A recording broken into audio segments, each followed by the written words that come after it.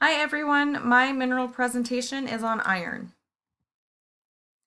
Iron is a mineral found in every cell of the body.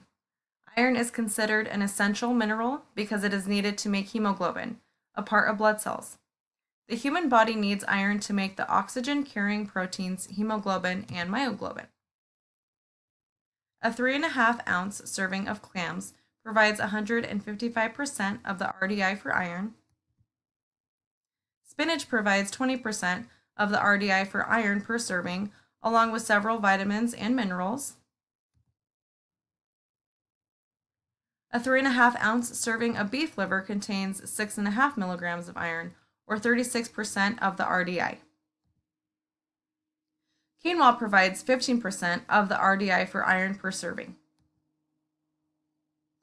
Iron supplements can be helpful for vegans and vegetarians who don't consume meat or seafood, and others at risk for anemia, including people with poor diets or low appetite.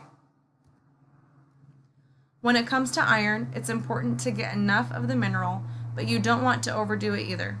Too much iron can result in problems like dizziness, nausea, vomiting, and headache. Sometimes a lack of iron can lead to iron deficiency anemia. This is when the body does not have enough red blood cells or hemoglobin in the blood. Iron deficiency anemia can cause symptoms that include fatigue, weakness, dizziness, headache, sensitivity to temperature, cold hands and feet, and shortness of breath. Iron deficiency treatments include iron supplements, intravenous iron, and blood transfusions. Excess iron in vital organs, even in mild cases of iron overload, increases the risk for liver disease, heart attack or heart failure, diabetes mellitus, osteoarthritis, osteoporosis, metabolic syndrome, hypothyroidism, numerous symptoms, and in some cases, premature death.